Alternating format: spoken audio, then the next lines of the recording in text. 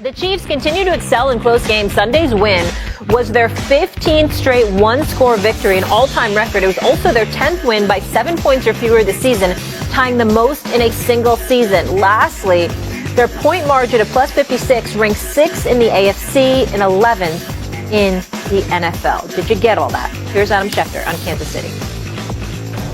You may think you have him beaten. He may not be capable of covering against the spread. They may be down to their last breath, but until that breath is taken, they are not done.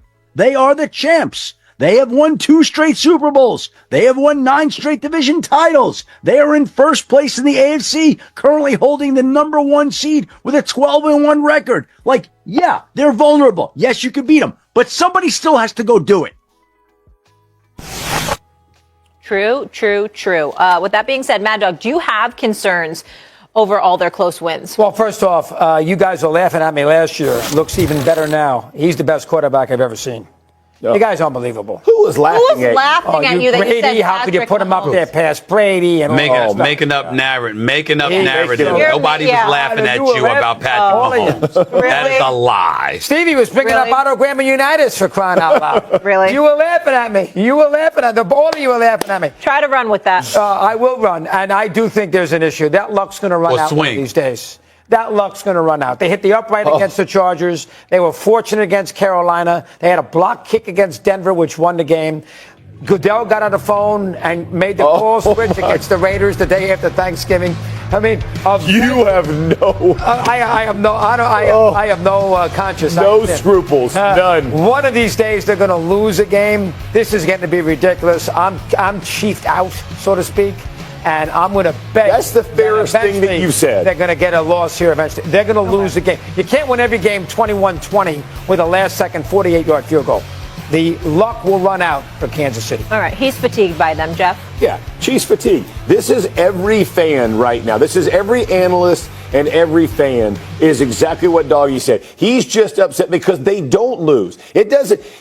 However they have to win. Okay, I got to block a kick. I blocked the kick. By the way, the Rams beat the Bills because they blocked a punt. Dallas should have won their game because they blocked a punt. It happens, and you got to play every play like it's your last play. For some reason, the Chiefs do that and continue to win, and other teams don't. Whether they take their foot off the gas, whether they think got the game won, whatever it is.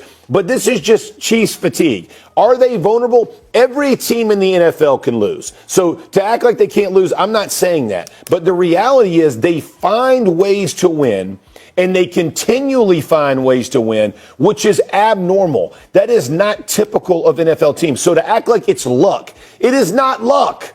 Stop saying it's luck. I didn't say it's luck. You did. You said the luck is going to run out. The game on Sunday when they hit the upright, that wasn't lucky. That's their third kicker, Doggy.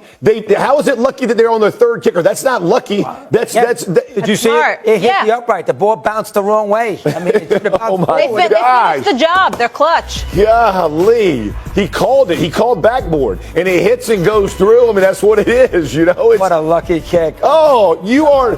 How about the block kick against Denver? That was lucky, too, the field goal. How is it lucky? They had a play. It's a continuation of this, Jeff. It's week after week after week after week. How about the call against the Raiders? You're just How about the call against the Raiders? Fatigued. How about the call against the Raiders? When they figured out... Every team gets called. Let's call the shift instead of the They get a lot of procedure so the Raiders can lose the game. I'll let Steve take it from here. I am sick. You're exhausted. I'm sick of it. Exhausted is a good word. You're exhausted. Listen, Jeff, here's what I would tell you.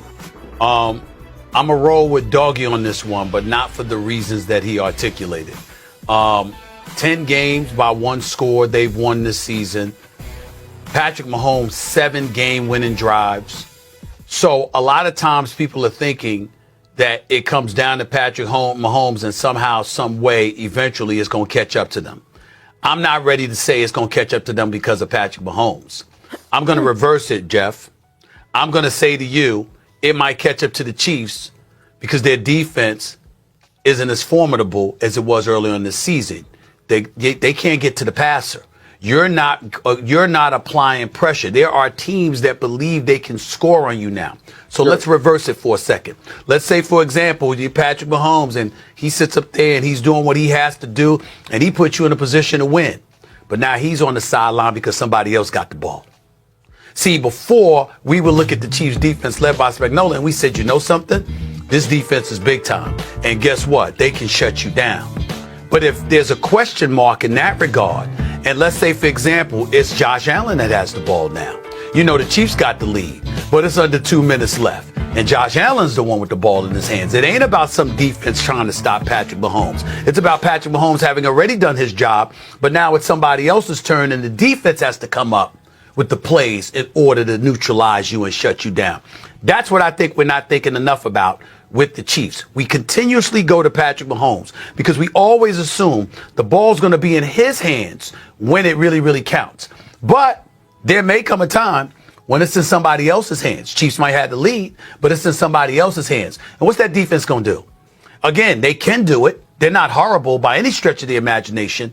But when I look at the way Josh Allen has been playing, when I look at the potential of a Lamar Jackson, when I look at a Steelers team with Freiermuth and Pickens and dual runners with Warren and Harris in the backfield or what have you, I don't think Pittsburgh will beat them, but I'm just of the mindset that we have to. What is the Chiefs' biggest kryptonite? I mean, I hate to be Captain Obvious, but how about the offensive line? They protect. Hey there, Chiefs Kingdom. Let's take a moment to talk about something that's been a roller coaster for us this season, the kicker situation. Yeah, you know what I'm talking about. From injuries to last-minute heroics, it's been a wild ride. It all started when Harrison Butker, our go-to kicker, was ruled out early in the season with a left knee injury. Tough blow, right? He's been such a reliable guy for us, and losing him felt like a big question mark for the team. But then came Spencer Schrader, stepping up in a big way. Remember that game-winning field goal against the Panthers in November? That was clutch. Unfortunately, his hamstring injury sent him to the sidelines too, leaving us to wonder, who's next? Enter Matthew Wright. He joined the squad in late November, and man, did he deliver. We'll talk more about him in just a second, but for now, let me ask you this. Who do you think has been the most valuable kicker for the Chiefs this season? Drop your pick in the comments. I'd love to see what you think. And speaking of value, Wright's story is one you won't want to miss. Let's dive into it next. Alright, let's talk about the man who kept the Chiefs' kicking game alive when things were looking uncertain, Matthew Wright. What a story he gave us, huh? Wright stepped in with confidence, and he didn't just fill a spot, he made a statement. Do you remember that game against the Raiders? For field goals, one after another, it was like clockwork. And then came the real nail-biter, the showdown against the Chargers. Wright nailed that game-winning field goal, sealing the AFC West for us. I mean, come on, how clutch was that? And here's the icing on the cake, Wright didn't just shine, he got recognition for it. He was named the AFC's Special Teams Player of the Week after that Chargers game. It's not every day you see a guy step in during a crisis and deliver like that. The Chiefs' kicking game didn't just survive, it thrived because of him. But here's a question for you. Do you think Wright's performance earned him a longer spot on the team? Let me know in the comments below, your take matters. Now, as much as we've appreciated Wright's heroics, there's someone we've all been waiting for. Let's get into Harrison Butker's return next. Alright, Chiefs fan, here we go, Harrison Butker is back. This is the moment we've all been waiting for, right? Let's break down what this means for the team moving forward. First off, Butker's journey back hasn't been easy. After his left knee injury earlier this season, he underwent surgery in mid-November. It was tough seeing our star kicker sidelined, especially knowing how much of a game-changer he is. But here's what makes Butker special. He's resilient. This guy worked his way back through recovery and returned to practice on December 11th. Just a few days later, the Chiefs officially removed his injury designation, clearing the way for him to suit up again. Butker isn't just a kicker, he's a steadying presence. He's the kind of player you trust with the game on the line, the one you count on for those high-pressure situations.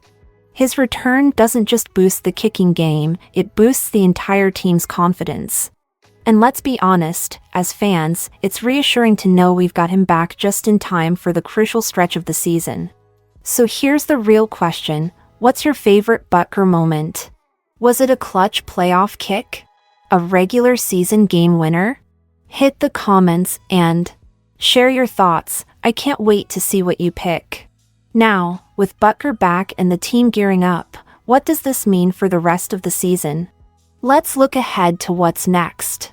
With Butker back in action, the Chiefs are locking in their focus for the final stretch. His return couldn't come at a better time, especially with a matchup against the Browns just around the corner.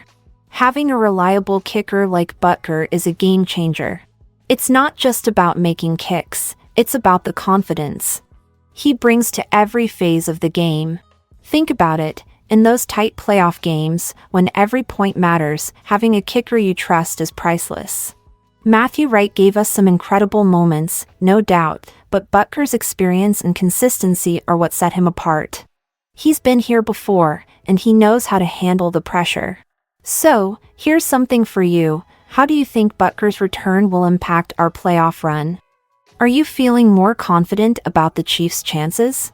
Drop your predictions in the comments. I'd love to know what you think. Next up, let's look at Sunday's game against the Browns and what's at stake. All right, Chiefs Kingdom, let's talk about the big game this Sunday against the Browns. Kickoff is at noon, and it's an away game, so you know the stakes are high. With Butker back on the field and the team hitting their stride, this is a matchup we can't afford to miss. But now it's your turn. What's your score prediction for Sunday? Think we'll see another game-winning kick? Let me know in the comments below, and don't forget to hit the like button if you're pumped for Butker's return. Stay tuned for post-game reactions. We'll break it all down for you.